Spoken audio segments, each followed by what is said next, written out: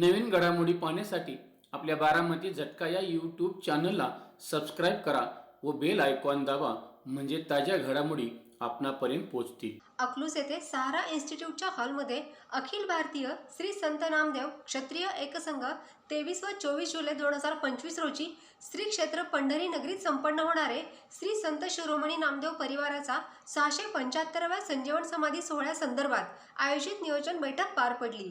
ही बैठक हरिभक्तपरायण ज्ञानेश्वर महाराज नामदास संत नामदेव महाराजांचे 18वे वंशज श्री महेश ढवळे अध्यक्ष, श्री गणेश उंडाळे प्रदेशाध्यक्ष, अखिल भारतीय संत नामदेव क्षत्रिय एकसंघ यांच्या प्रमुख उपस्थितीत पार पडली. यावेळी डॉक्टर राहुल जवंजाळ यांनी हरिभक्तपरायण ज्ञानेश्वर महाराज नामदास यांचा सत्कार केला, तर सचिन जवंजाळ यांच्या वतीने ॲडव्होकेट महेश ढवळे यांचा सत्कार करण्यात आला. कार्यक्रमाचे अतिशय उत्कृष्ट नियोजन तसेच अकलूज समाज बांधवांची आणि महिला सदस्यांची लक्षवेधी उपस्थिती यामुळे कार्यक्रम मंगलमय, आनंदी व प्रसन्न वातावरणात संपन्न झाला. संबंधित कार्यक्रमाची जबाबदारी स्वीकारलेले डॉक्टर सौ श्रद्धा व डॉक्टर श्री राहुल जवंजाळ यांनी 11,111 रुपयांची देणगी अन्नदान स्वरूपात दिली. या बैठकीला नाना जवंजाळ, किशोर चांडोले, सचिन जवंजाळ, श्रेयस चांडोले, संतोष जामदार, उदय जामदार, पंढरपूर येथील विशाल धट, भारती चांडोले, सारिका जामदार, ऐश्वर्या चांडोले, अश्विनी जामदार, सुनीता चांडोले, लीलावती जामदार अशा बऱ्याचशा महिला भगिनी मोठ्या संख्येने उपस्थित होत्या. यावेळी संजीवन सोहळ्याच्या कार्यक्रमाला मोठ्या संख्येने उपस्थित राहावे असे आवाहन महेश ढवळे यांनी सर्वांना केले. या कार्यक्रमाचे सूत्रसंचालन डॉक्टर श्रद्धा जवंजाळ यांनी केले. आजच्या निमित्ताने आपण या ठिकाणी जमलेलो आहोत. तो संपूर्ण कार्यभाग आता ढवळे साहेबांनी सगळं सांगितलं, काय काय करायचं आहे, कसं कसं करायचं आहे आणि आपण तिथं कसं यायचं आहे. हे सगळ्यांचं नियोजन आपण करून 23 तारखेच्या आदल्या दिवशीच या, कारण त्या दिवशी आहे द्वादशी आणि द्वादशी वारकरी संप्रदायामध्ये हा महत्त्वाचा सण मानला जातो. जोपर्यंत क्षरापद म्हणजे नुसते लाह्या किंवा चिरमुरे नाही, शिरापत अशी आहे की त्याच्याकरता परमात्मा वाट बघत बसतो की कधी मला भक्त देतात. आणि तो शिरापतीचा कार्यक्रम झाल्यानंतर समाधी सोहळ्याचा कार्यक्रम होतो. आणि त्याकरता ह्यावर्षी थोडासा प्रसंग निर्माण झाला आहे की पंचांग शास्त्रामध्ये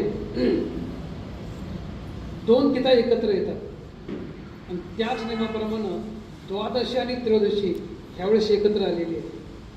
पंचांगामध्ये सरळ छापलेलं आहे, कॅलेंडरमध्ये छापलेलं आहे, डायरीमध्ये छापलेलं आहे, रोज दिवशीमध्ये सुद्धा छापलेलं आहे की नामदेव महाराजांचा समाधी सोहळा 22 तारखेला आहे.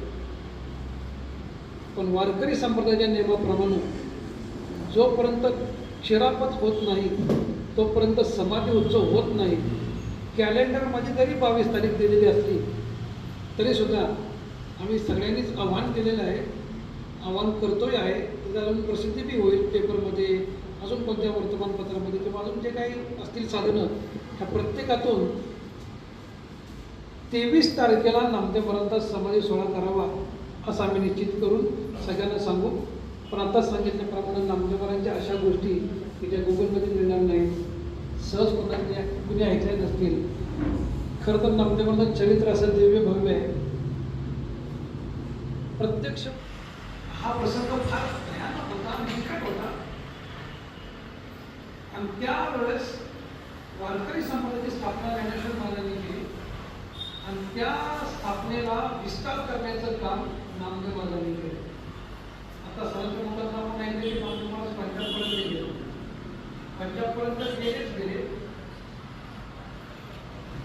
दक्षिण भारतात नामदेव महाराज गेले. संपूर्ण भारत प्रदक्षिणा करणारे, पायी प्रदक्षिणा करणारे पहिले संत कोणाचं नामदेव महाराज आहे. तसं औंढ्यानाथाचं मंदिर फिरलं हा इतिहास आपल्या सगळ्यांना माहिती आहे की फिरविले देऊळ जगामध्ये ख्याती नामदेव आनंद प्याला, हे जरी आपण ऐकत असलो तरी नामदेवांनी एक मंदिर नाही फिरवलं, असे 3 मंदिर फिरवली. किती फिरवली? 3. हे अजूनपर्यंत आपल्याला माहीत नाही. मी प्रत्यक्ष हे 3 मंदिरं बघितली. औंढ्याचं मंदिर आपण सगळेच बघत असतात किंवा बघितली असत. दुसरा प्रकार आहे राजस्थानमध्ये बारसा नावाचं गाव आणि त्या बारसा नावाच्या गावामध्ये कृष्णाचं मंदिर आहे. तिथे प्रसंग असा झाला, नामदेव महाराज कीर्तन करत असताना उच्चवर्णीयांनी त्यांना हाकललं, हे इथं काय धिंगाणा घालतोयस, चल हो बाहेर. नामदेव महाराज विचार केला, परमात्मा नाही. तो जळीस्थळी काष्टी पाषाणी सगळीकडे आहे. मंदिरातच दोन उभारलं म्हणजे असं नाही. नामदेव महाराज मंदिराच्या पाठीमागे गेले. देवल के पीछे नामा अंगद उतारे, जिधर जिधर नामा उधर उधर मंदिर घुमा. नामदेव महाराजांचा हिंदी म्हणजे अभंग आहे.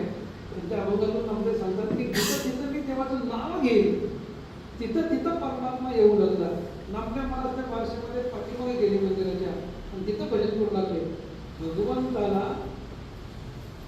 भजन प्रिय आहे आणि तो पुन्हा मंदिर पूर्ण फिरलं. आजही ते मंदिर जर आपण पाहिलं तर मोठे मोठे बोर्ड लावलेले आहेत. खालचा जो पाय आहे फाउंडेशन तो पहिल्या मंदिरासाठी केलेला आहे आणि वरती ते मंदिर फिरलेलं आहे. ते संपूर्ण फिरून असं उलटं बसलेलं आहे. आजही त्या मंदिरामध्ये जर तुम्ही कधी जाण्याचा प्रसंग आला तर जाऊ शकता, पाहू शकता. आणि तिसरा प्रकार आहे तामिळनाडूमध्ये ते काशीच्या जवळ एक ते मंदिर आहे. तिथं भगवान शंकराचं मंदिर आहे. फार मोठं मंदिर आहे, प्रसिद्धही मंदिर आहे. तिथं सुद्धा बाहेर बोर्ड वाचले की महाराष्ट्रीयन संत नामदेव महाराज यांच्या भक्तीनं भगवान शंकराचं फिरलेलं मंदिर असं थोडं नाव आहे नामदेव महाराजांचं. असे 3 मंदिरं नामदेवांचे जीवनामध्ये कुठे आपल्याला पाहायला मिळतात. राजस्थानमध्ये विहिरीतून पाण्याने आणण्याचा इतिहासही आपल्या सगळ्यांना माहीत आहे की ज्ञानेश्वर महाराज सगळे संत महात्मे तहानेनं व्याकुळ झाले. वास्तुकला मारवाडामध्ये म्हणजे राजस्थानमध्ये पाण्याची फार टंचाई, वाळवंटी प्रदेश आहे सगळा. बिकानेर जिल्ह्यामध्ये कोलाची नावाचं गाव आहे. आजही विज्ञानाच्या प्रसंगांना आपण जाऊ शकता. आणि त्या कोलार जिल्हा नामदेवजी का कुहा म्हणून ते स्थान प्रसिद्ध आहे. 700 वर्षापूर्वी त्या विहिरीला नामदेवांनी खालचं पाणी असं वरतीपर्यंत आणलेलं आहे. आजही भयानक उन्हाळ्यामध्ये सुद्धा बाकीकडचं पाणी आटतं पण त्या विहिरीचं पाणी आटत नाही. आणि त्याचं नाव दिले नामदेवजी का कुहा म्हणून. आणि असे अनेक घटना नामदेव महाराजांच्या अष्टप्रधानावर जर आपण विचार केला तसं अस्पृश्यता निवारण केली, तसं स्त्रीचा अधिकार जाणून आज आपण म्हणतो, आज सरकारची घोषणा आपल्या स्त्री शिकली प्रगती झाली हे आज म्हणतो आपण. पण ह्याचा विचार नामदेव महाराजांनी 700 वर्षापूर्वी केला. ही एक ताकद अशी आहे की जर ती प्रगती करते तर संपूर्ण दोन्ही कुटुंबाचा उद्धार करते. पोरगा एका कुळाचा उद्धार करतो पण मुलगी दोन्ही कुळाचा उद्धार करते. म्हणजे माहेरचं बी आणि सासरचं बी. आणि हा अधिकार नामदेवांनी ज्यांना 700 वर्षापूर्वी अशिक्षित असणाऱ्या जनाबाईंना नामदेव यांनी सुशिक्षित केलं. बाईंनी लिहिणे शिकले सद्गुरू रायापाशी जनाबाईंचा अभंग आहे. जनाबाईंचे अभंग एवढे मोठे प्रासादिक आहेत, गोड आहेत. आजही MA PhD करणारे काही मंडळी आमच्याकडे येतात. जनाबाईंच्या अभंगाच्या बाबतीत, नामदेवांच्या अभंगाच्या बाबतीमध्ये विचारतात काय दिलं असेल, कसं दिलं असेल. त्या काळात चूल आणि मूल एवढ्या दृष्टीनं आपण तिकडे पाहायचो. पण नामदेवांनी ती दृष्टी बदलून स्त्री शिकल्यानंतर किती मोठी प्रगती होऊ शकते हे जाणून स्त्री शिक्षणाचा श्री गणेशा करणारे पहिले संत नामदेव महाराज. आणि त्या काळात स्त्रीचा अधिकार जाणून तिला शिकवलं. पुन्हा संत चरित्र लिहिणारे पहिले संत नामदेव महाराज आहेत. आत्मचरित्र लिहिणारे पहिले संत नामदेव महाराज आहेत. आणि संपूर्ण जगताला समतेची आणि आपल्या कीर्तनातून ज्ञानदीप लावू जगी असे म्हणणारे, असे प्रखरतेने म्हणणारे पहिले संत जर कोण असेल ते नामदेव महाराज आहेत. आणि त्या नामदेव महाराजांचा हा संजीवन समाधी सोहळा 775 आपल्या जीवनामध्ये त्याचा विस्तृत विस्तार सरांनी केला की पुढचं आपण बघू न बघू. कारण याचं आयुष्य आपल्या हातामध्ये आहे नाही हे माहीत नाही. कोणी कुठे उदाहरण देतं हा स्वतंत्र भाग आहे. पण तरी सुद्धा संतांचं वचन सांगतो क्षणभंग नाही भगवसा. ते क्षणभंग आहे. पाण्यावरती आलेला फुगा कधी कुठं सांगता येत नाही, तसंच आहे. आणि त्यामुळं हा येणारा उत्सव तुमच्या आमच्या सगळ्यांच्या माध्यमातून सहकार्यानं मोठा होऊ शकतो. आम्ही एकटं करून होणार नाही, तुम्ही एकटं करून होणार नाही. हा खेळ नव्हे एकट्याचा, म्हणून खेळ जमविला. जसं आकडून म्हणणं आपले बंधू आहे. फक्त शिकवीत नाही तर नामदेव भक्त या सगळ्यांना अजून कोण येणार असतील या सगळ्यांना घेऊन या. या सगळ्यांची सगळी व्यवस्था एक तास संघ आता करणार आहे. त्याचं नियोजन आपल्या पत्रिकेमध्ये आपल्याला पाहायला मिळेल.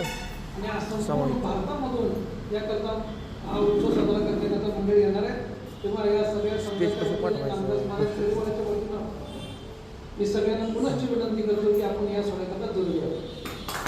जय श्रीराम.